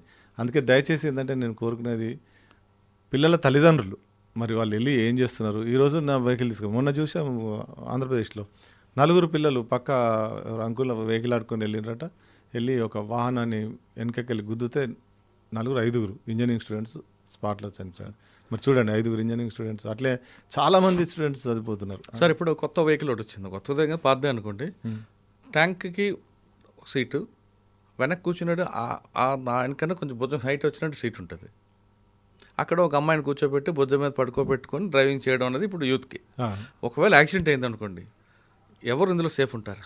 అదే మన దగ్గర జరిగేది ఏంటంటే ఈ డిజైన్ కానీ ఇవన్నీ కానీ నార్మల్గా ప్రయాణించే వెహికల్ ఎలా ఉండాలి, రేస్ వెహికల్స్ ఎలా ఉండాలి అనేది మీకు ఇటువంటి డిజైన్లు వేరే దేశాలలో చాలా తక్కువ కనబడకూడదు, కనబడాయి. నార్మల్ తిరగడం దగ్గరే ఉంటాయి, మన దగ్గరే ఉంటాయి. మన దగ్గర ఎందుకు అలో చేస్తున్నారు? ఇప్పుడు మీరు చెప్పినట్టు ఇట్లా కూర్చున్నప్పుడు ప్రమాదం జరిగినప్పుడు ఎగిరి పడతాడు. రెండోది, ఇన్ని సంవత్సరాలు అయింది అది తీసి, ఎన్నో ఫోరంలలో మనం రేజ్ చేయడం జరిగింది. ఎంతమంది ఆ ట్యాంకు డిజైన్ తప్పు వల్ల, మీరు ఇంతకుముందు ట్యాంక్ డిజైన్ స్మూత్ ఉంటుంది, టెస్టికల్స్కు పగిలి అంటే ప్రమాదం జరిగినప్పుడు టెస్టికల్స్ పగిలి చనిపోయిన వాళ్ళు ఎవరన్నా ఉన్నారా? లేకపోతే ఆ టెస్టికల్స్ పగిలినాయా? మరి అవన్నీ ఏమన్నా స్టడీస్ ఉన్నాయా? లేవు. ఏ పిచ్చి స్టడీస్ చేస్తారు. ఎందుకు అంటే అది కొంతమంది వ్యక్తులకు లాభం పడే స్టడీస్ చేస్తారు. సడన్ బ్రేక్ కొడితే వచ్చి టచ్ అయితే అంతే కదా. అంతే అంతే. ఆ స్టడీస్ ఏం చేస్తారు? మీరు ఈ సినిమా వచ్చింది ఏదో జాలీ 3 అడ్వకేట్, నేను మొన్ననే చూశాను అడ్వకేట్స్ సినిమా. అంటే అందులో నిజంగా కోర్టు సీన్ ఒకటి బాగుంటుంది. ఒక ఎక్స్పర్ట్ని పిలుస్తాడు, నువ్వు రిపోర్ట్ ఇచ్చినావు, ఎందుకు ఇచ్చినావు రిపోర్టు అంటే ఫలానా ఇండస్ట్రియలిస్ట్కి లాభం జరగాలని ఇచ్చినావు నువ్వు అనేది. అది రియల్లీ నేను 30 ఏళ్ళ నుంచి చూస్తున్నది అదే. వాళ్ళకు లాభం జరగాలి. ఇప్పుడు ఓలో బస్ కేసులో కూడా ఎవరికో లాభం జరగాలని డీజిల్ బండిందని ఇచ్చారు, బండిలో అంటుకున్నదని ఇయ్యలే. ఎందుకు ఇస్తారు బండిలో అంటుకునేది? బండి బంధం అవుతుంది. అందుకే మన వాళ్ళు కూడా ఇక ఏదో నడిచింది అట్లా. ఇందాక నేను అడిగినట్లుగా కూర్చొని ఉంటాడు, ఆమె పైన వెనకేమో ఆయన పైన ఏమో కోతులాగా ఒక ఆమె కూర్చుంటది. ఇలా పట్టుకుంటానికి గ్రిప్ ఉండదు సార్. ఉండదు. యాక్సిడెంట్ అయితే ఎవరికి నష్టం ఎక్కువ జరుగుతుంది? ముందోడు కూర్చుంటుంది, వెనుకున్న అమ్మాయిలు ఎగిరి పడుతుంది. వెనుకున్నమ్మా ఇంకెక్కువ దూరం ఎగిరి పడుతుంది. ఎందుకంటే ఆల్రెడీ హైట్ లో ఉంది, ప్లస్ గ్రిప్ ఏముండదు, ఆడ భుజమే గ్రిప్.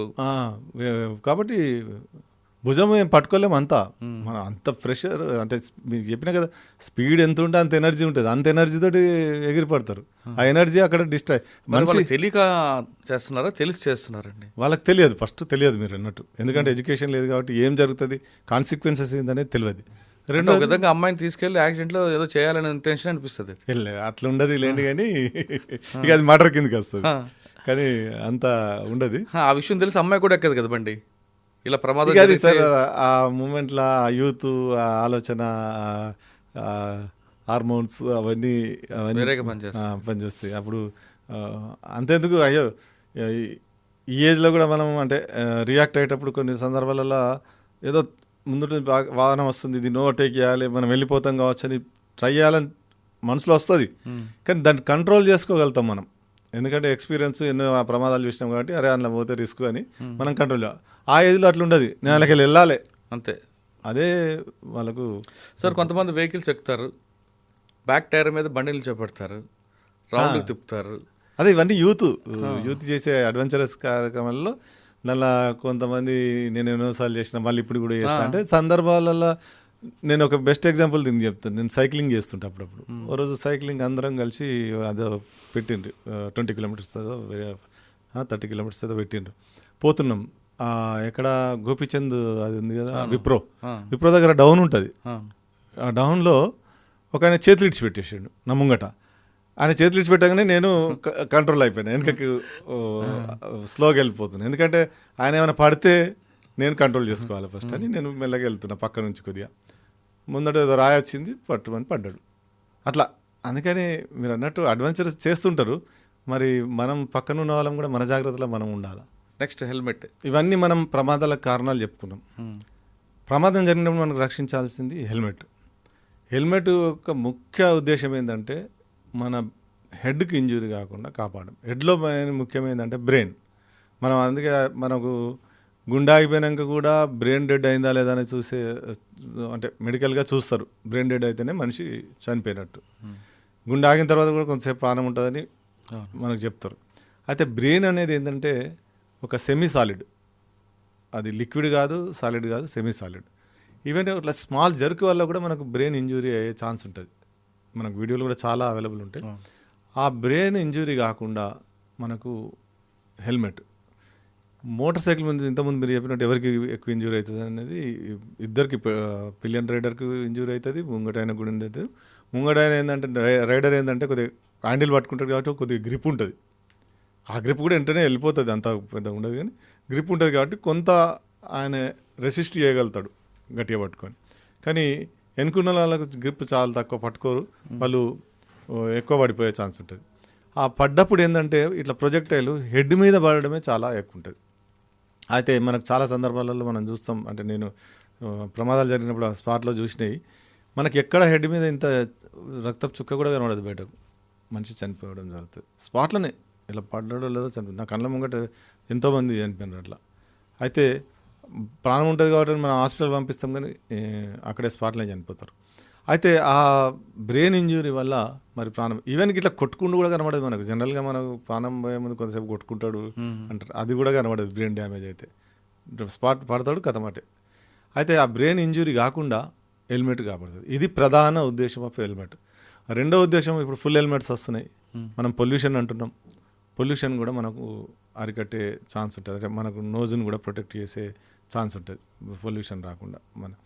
ఇవన్నీ కూడా హెల్మెట్ వల్ల లాభాలు ఉన్నాయి. కాకపోతే చాలామంది ఏంటంటే నా క్రాప్ సరిపోద్ది, ప్రాణం కంటే ఎక్కువ నా క్రాప్, మాకు క్రాప్ కావాలి, ఇక్కడికి పక్కకే వెళ్తున్నాం అండి, ఇక్కడే నేను ఎప్పటి నుంచి వెళ్తున్నా. హెల్మెట్ అంటే హైవే మీద డ్రైవింగ్ అని కొంతమంది అంటారు, కొంతమంది పక్కకు దుకాణంకి వెళ్తున్నాం, రోడ్ క్రాసింగ్ కూడా కాదు, పక్కకి వెళ్తున్నాం కూడా హెల్మెట్ అవసరం లేదంటారు. కొంతమంది నా హెయిర్ ఫాలోయింగ్ అయిపోతుంది అని కొంతమంది అంటారు. కొంతమంది నా ఫేస్ కనపట్లేదు, నేచర్ని ఎంజాయ్ చేయాలి కాబట్టి హెల్మెట్ ఉంటే నన్ను ఎవరు గుర్తుపట్టరు చేసే స్టంట్స్ గుర్తుపట్టరు అని ఇటువంటి భావనలు ఉంటారు. వాళ్ళకి మీరు ఇచ్చే సమాధానం ఏంటి? అయితే నేను ఈ హెల్మెట్ను మనం ఉన్న వ్యవస్థతోటి కూడా కంట్రోల్ చేయడం చాలా కష్టం అని ఆదిలాబాద్లో పనిచేసినప్పుడు నో హెల్మెట్ నో పెట్రోల్ అని పెట్టాం. ఒక 1.5 month 2 months మంచి ప్రచారం చేసి పెట్టాము. 6 నెలలు అప్పుడున్న కలెక్టర్ గారు, ఎస్పీ గారు మంచి కోఆపరేట్ చేశారు. మొన్న మీటింగ్ పెట్టి బాగా పనిచేసింది. తర్వాత 6 నెలల తర్వాత అంటే ఇప్పుడు మీరు ఆదిలాబాద్ మీరు పెట్టారు, విజయవాడ పోలీసులు కూడా ఒక కొత్త ఆప్షన్ తీసుకున్నారండి. ఫస్ట్ హెల్మెట్, సెకండ్ వెహికల్ అని.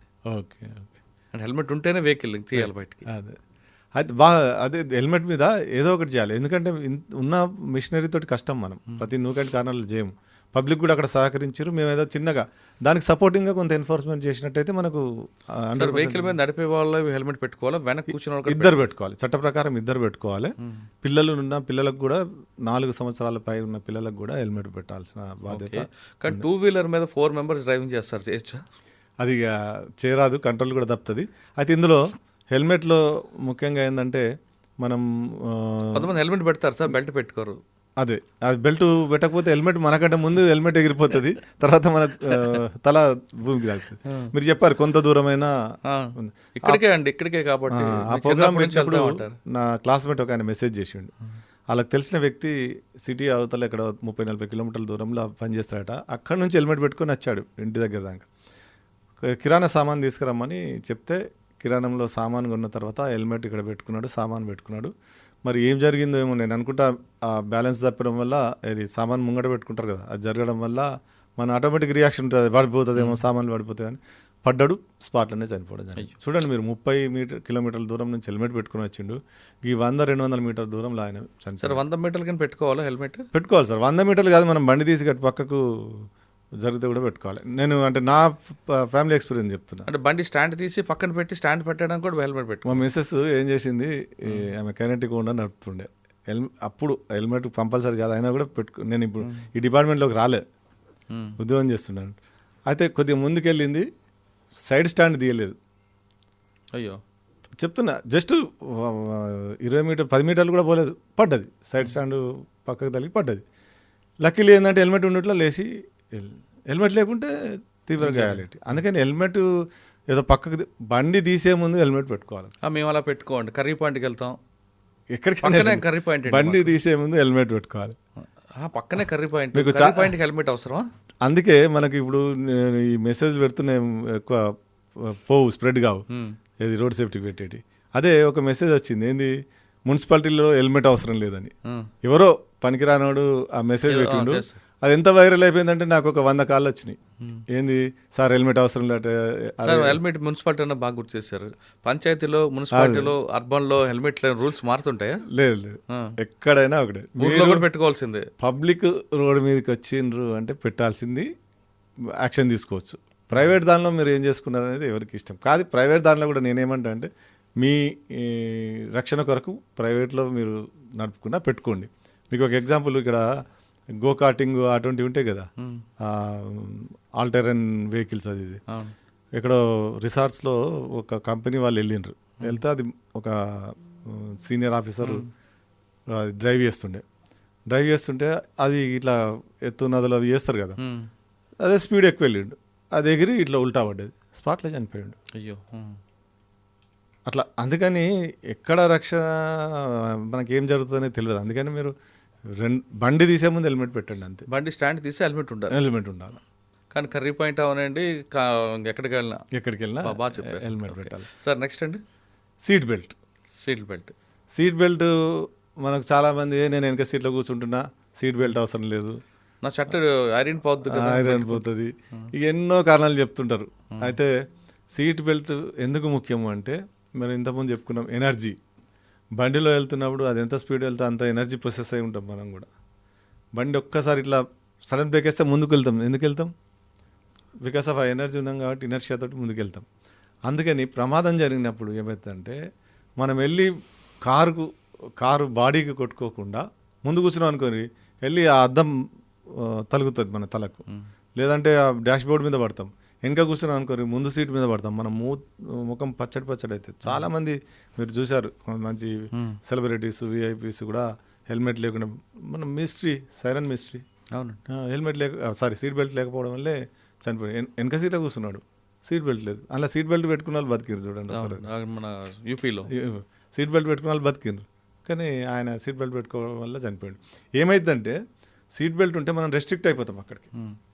కొందరు చెప్తారు ప్రమాదం జరిగినప్పుడు వెళ్ళాము, మనం బయటకు వెళ్ళలేము అని. అంటే ప్రమాదం జరిగినప్పుడు దానికి అంటే తీసుకునే టెక్నిక్స్ ఉన్నాయి కొన్ని. అంటే మనం మొత్తం తీసుకుని అలాగే వెళ్ళడము కొన్ని సందర్భాల్లో వెళ్తాయి. లేకుంటే మీరు రిస్క్ చేసే వాళ్ళు వచ్చేవాళ్ళు కట్టర్తో కట్ చేసి తీస్తారు. కాకపోతే ప్రమాదం జరిగినప్పుడు నువ్వు సేఫ్గా ఉండాలంటే మాత్రం సీట్ బెల్ట్ పెట్టుకోవాలి. కొన్ని మనకి ఇప్పుడు ఎయిర్ బ్యాగ్స్ వచ్చినాయి. ఎయిర్ బ్యాగ్స్ ఫ్రాక్షన్ ఆఫ్ సెకండ్స్లో ఓపెన్ అవుతాయి. మరి సీట్ బెల్ట్ పెట్టుకోవడం వల్ల నువ్వే వెళ్ళి దానికి ఎయిర్ బ్యాగ్ గుద్దుకుంటావు. ఆ ఫ్రాక్షన్ ఆఫ్ సెకండ్లో అది గట్టిగా వెళ్తుంది. వెళ్ళినప్పుడు మన ముఖం పచ్చడి అయిపోతుంది ఆ ప్రెషర్కి. దాని నుంచి రక్షణ పొందాలన్నా నువ్వు ఇప్పుడు సీట్ బెల్ట్ కాదు, ఆ ఎయిర్ బ్యాగ్ తోటి చచ్చిపోతాం మనం. అందుకని సీట్ బెల్ట్ పెట్టుకోవాలి. సీట్ బెల్ట్ ఎందుకు అంటే ఇది. రెండోది, మనం కార్లో ఏమైనా వస్తువులు పక్కన వదిలిపెడుతుంటాం. ఆ వస్తువులు కూడా డేంజరే. షార్ప్ ఆబ్జెక్ట్స్ ఎప్పుడు కూడా మనం కార్లో పెట్టుకోవద్దు, ఇంకా మనం లగేజ్ బూట్లో పెట్టుకోవాలి. అది ఏమైందంటే అది ఎగిరొచ్చి మనకు డ్యామేజ్ చేసే సందర్భాలు ఉన్నాయి. ఇదే సీట్ బెల్ట్లో మనం 5 ప్రయాణం చేస్తున్నాం, 4 పెట్టుకున్నారు సీట్ బెల్ట్, ఒక్కరు పెట్టుకోలే, ఆ వ్యక్తి వల్ల ఈ 4కి ప్రమాదం. అందుకే మనం కూర్చున్నప్పుడు మనం పెట్టుకోవాలి, పక్క వాళ్ళతో పెట్టియాలి. మనం పెట్టుకోకుండా పక్క వాళ్ళు పెట్టుకోవాలంటే మనకు నష్టం. ఎలా? వాళ్ళు వచ్చి మనకు కొడతారు కదా, వాళ్ళ తల వచ్చి మనకు కొడుతుంది. ఇప్పుడు నాకు తెలిసిన మా రోడ్ సేఫ్టీ క్లబ్లో ఒక డాక్టర్ ఉన్నాయి, వాళ్ళిద్దరు వెళ్తున్నారు, సడన్గా ప్రమాదం జరిగింది నల్లగుంటల. ఈయన సీట్ బెల్ట్ పెట్టుకున్నాడు, డ్రైవ్ చేస్తే ఆయన పక్కన కూర్చుని ఆయన పెట్టుకోలే. ఆయన తల వచ్చి ఈయన తలకు తలగడంలో 4 రోజులు కోమాలో ఉన్నాడు. అయ్యో, జస్ట్ ఆయన తల ఈయనకు తలిగింది అంతే. సరే, ఇది కాక తర్వాత నెక్స్ట్ గోల్డెన్ అవర్. ఎమర్జెన్సీకి వస్తే గోల్డెన్ అవర్. గోల్డెన్ అవర్ ఏంటంటే, మన గోల్డెన్ అవర్లో మనకు రక్తస్రావణ. జనరల్గా నాకు ఒక సంఘటన చాలా బాధ వేస్తుంది. నేను మన అక్కడ ఆదిలాబాద్ మంచిర్యాలలో పనిచేసినప్పుడు ఈ పీడిపత్త ఆకులు బండి వస్తారు, పెద్దగా లోడ్ చేస్తారు. అది వెహికల్ మెల్లగా ఒరిగింది రోడ్డు పక్కన, చెట్టుకు ఒరిగి ఇట్లా పడ్డది. ఆ రోడ్డు అప్పుడు ఏదో కన్స్ట్రక్షన్ అవుతుండే, బ్రిడ్జిలోకి వెళ్ళి జారిపోయి పడ్డది. పడ్డప్పుడు డ్రైవర్ ఏం చేసిండు, ఆ డ్రైవర్ క్లీనర్ అందరూ బాగానే ఉన్నారు, అందులో ఏం డ్యామేజ్ కాలేదు. అద్దం బయలుకి బయటకు వచ్చేటప్పుడు ఇక్కడ కట్ అయింది. ఆ రోడ్డుకి ఎవరు రాక ఒక అర్ధగంట 45 minutes ఆయన బ్లీడింగ్ అయిపోయింది. అక్కడే హాస్పిటల్ తీసే వరకు చనిపోయాడు. అదే అక్కడ స్పాట్లో ఎవరైనా వచ్చి బ్లీడింగ్ అరికట్టినట్టయితే ఆ వ్యక్తి బతికేవాడు. అంటే మనకు ఎమర్జెన్సీ సర్వీస్లో దానికైనా మేము యాక్టివ్ బ్లీడింగ్ కంట్రోల్ అని ఏబీసీ అని ఒకటి సంస్థ 4-5 సంస్థలు కలిసి ఒకటి ప్రోగ్రామ్ తయారు చేసాం.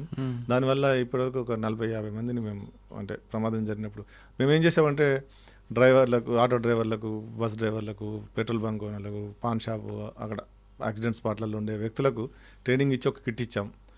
ఫస్ట్ వాళ్ళ ప్రమాదం జరగగానే వెళ్ళి ఆ బ్లీడింగ్ కాకుండా ఆపడం, అంబులెన్స్ వచ్చే వరకు. అంబులెన్స్ వచ్చిన తర్వాత వాళ్ళు టేక్ కేర్ చేస్తారు. అందుకని ఆ గోల్డెన్ అవర్ల ట్రీట్మెంట్ అనేది చాలా ముఖ్యం. నాకు కూడా ఒక ప్రమాదం జరిగింది. నేను మోటార్ సైకిల్ మీద వెళ్తుంటే నాకు వచ్చి ఒక ఆయన సైడ్ నుంచి కొట్టాడు. ఇక్కడ మొత్తం కట్ అయిపోయి బ్లీడింగ్ అవుతుండే. వెంటనే నేను షర్టును ఇట్లా కట్టుకొని ఎవరో పక్కన నిలబడి చూస్తుంటే ఆయనను రిక్వెస్ట్ చేస్తే అక్కడ అప్పుడు CDR హాస్పిటల్ ఉండే, జస్ట్ 200-300 మీటర్స్ దూరంలో.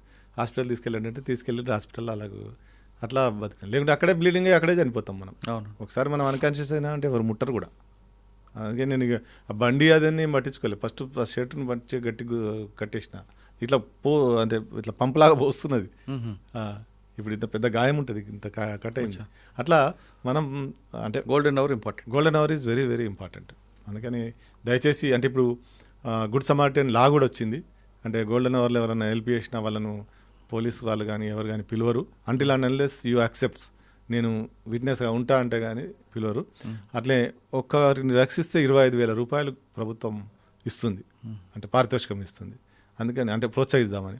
ఎవరైనా రోడ్డు మీద ఉంటే దయచేసి రక్షించడానికి ప్రయత్నం చేయాలి. మన దగ్గర ఏం లేవనుకోండి, ఒక బనియనో, ఒక షర్టో, ఏదో ఒక గుడ్డను తీసుకొని కట్టినా కూడా అట్లా మనం కట్టొచ్చు. జనరల్గా ఏదైనా తాడు కానీ ఏదైనా దొరికితే ఇక్కడ మీద కట్టేసి కింద అక్కడ దాన్ని ఒత్తి పెట్టినట్టయితే మనకు బ్లీడింగ్ కొద్దిగా తక్కువ ఆగిపోయే ఛాన్స్ ఉంటుంది. తర్వాత అంబులెన్స్ మనకు అంటే మ్యాక్సిమం 8 to 15 minutesలో అంబులెన్స్ రీచ్ అవుతుంది. ఆ అంబులెన్స్ వచ్చే వరకు మనం వాళ్ళని ప్రొటెక్ట్ చేయగలిగినట్టయితే మనం వాళ్ళని రక్షించవచ్చు. సార్, ఫైనల్గా చెప్పండి, ప్రతి వ్యక్తి ప్రమాదం కాకుండా ఇంటి నుంచి వెళ్ళి క్షేమంగా ఇంటికి రావాలంటే ఏం చేయాలి?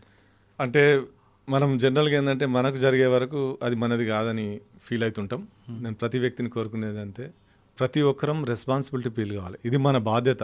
అంటే ఇప్పుడు నేనున్న నా తెలిసిన వ్యక్తి మీకు కూడా నాకు తెలిసిన రోడ్ సేఫ్టీ ఏదైనా ఉంటే మీకు ప్రచారం చేయడం కానీ లేకుంటే మీకు పంపడం కానీ, వాట్సాప్లో ఏవో పనికిరాని అన్నీ పంపిస్తుంటాం. అది ఇటువంటి మున్సిపాలిటీలో హెల్మెట్ అవసరం లేదంటే టక్కని ఫార్వర్డ్ చేస్తాం. అదే ఈ రోడ్డు రూల్ ఇది ఉంది, దీన్ని పాటిస్పేట్ అయితే ప్రమాదం, ఇది చూడడం ఇటువంటి ఏమైనా మీ దగ్గరికి వస్తే దయచేసి పంపి అవేర్నెస్ తీసుకొచ్చి మనం ప్రమాదాలు జరగకుండా మన రోడ్లను సురక్షిత రోడ్లా మార్చడానికి ప్రయత్నం చేయండి. అంటే every one should feel responsibility. ప్రభుత్వం ఒకటే బాధ్యత కాదు, ప్రభుత్వం ఎందుకంటే చేస్తుంది. ఇప్పుడు ఈరోజు రోడ్డు ఇలా బాగలేదు అంటే రోడ్డును బాగా చేసే వరకు టైం పడుతుంది. ఎందుకంటే ప్రపోజల్ పంపాలి, దాన్ని అప్రూవ్ కావాలి, బడ్జెట్ రావాలి, ఇవన్నీ వరకు అంతవరకు ఉన్న రోడ్డు మీద మనం క్షేమంగా వెళ్ళాలనేది ఎట్లా ఆలోచించాలి. అంతేగాని ఎవరినో మనమంతా ఇప్పుడు బ్లేమ్ గేమ్ నడుస్తున్నది. బ్లేమ్ గేమ్ చేయకుండా మన బాధ్యత ఎంతవరకు ఉంది, మన బాధ్యత ఇప్పుడు ప్రమాదం జరగకూడదు అంటే మనం రూల్స్ పాటించాలి. రూల్స్ పాటించినట్లయితే అందరికీ సులభం. మనం హైదరాబాద్ ట్రాఫిక్లో చూస్తుంటాం, వాళ్ళు ఇట్లా అదే లేన్లో ఒకరికొకరు వెళ్ళినట్టయితే ట్రాఫిక్ ఎక్కడ జామ్ కాదు.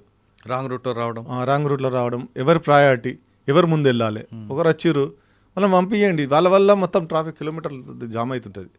అందుకని మనం ఎక్కడ కూడా షరతులు పోకుండా రెస్పెక్ట్ అదర్స్. ఓకే, ఒకరు తప్పు చేసిర్రు, వాళ్ళు తప్పు చేసినట్టు మనం కూడా తప్పు చేయొద్దు. చేయడం వల్ల అది ఏంటంటే అది తీవ్రత పెరుగుతుంది కానీ దాన్ని తగ్గదు. అందుకని దయచేసి ప్రాణం మనది, ఎవరు తప్పు చేసినా పోయే ప్రాణాలు మనవి. కాబట్టి అందరం జాగ్రత్త తీసుకొని అందరం దీనిలో పాలు పంచుకొని మరి అందరి ద్వారా మన రోడ్లను సురక్షితంగా చేయాలని కోరుకుంటున్నాను. రోడ్డు ప్రమాదాలు అరికట్టాలంటే కేవలం ప్రభుత్వందే కాదు, మనది కూడా బాధ్యత ఉందంటున్నారు డాక్టర్ పుప్పాల శ్రీనివాస్ గారు. మనం కరెక్ట్గా వెళ్తే కాదు, ఎదుటిన్న వ్యక్తి కూడా కరెక్ట్గా వస్తేనే మనం క్షేమంగా ఇంటికి వచ్చే రోజులు ఉన్నాయి. కాబట్టి ఖచ్చితంగా ట్రాఫిక్ రూల్స్ పాటించండి. ముఖ్యంగా హెల్మెట్ పెట్టుకోండి. హెల్మెట్ పెట్టుకోవడం వల్ల ప్రమాదాలు జరిగితే మీకే కాదు మీ కుటుంబాలు కూడా ఎలాంటి కష్టాలు లేకుండా ఉంటారనే విషయాన్ని శ్రీనివాస్ గారు చెప్తున్నారు. ఇది రోడ్ సేఫ్టీ వీక్ సందర్భంగా పుప్పాల శ్రీనివాస్ గారితో ఎక్స్క్లూజివ్ ఇంటర్వ్యూ. వచ్చే వారం మరొక గెస్ట్తో మళ్ళీ కలుద్దాం. అంతవరకు నమస్తే. థ్యాంక్ యూ అండి. Thank you very much sir. నమస్తే. iDreams, this police diaries is something very, very valuable towards that. I must really appreciate Murali, your insights. iDreams founder and CEO Chinna Vasudev Reddy gartoni Muralidhar crime stories చాలా famous అయిపోయినావు. Just Gautam Savangaru and Sajjan sir. Well done. Congratulate him for doing so well, and I congratulate him, his boss also, for doing so well.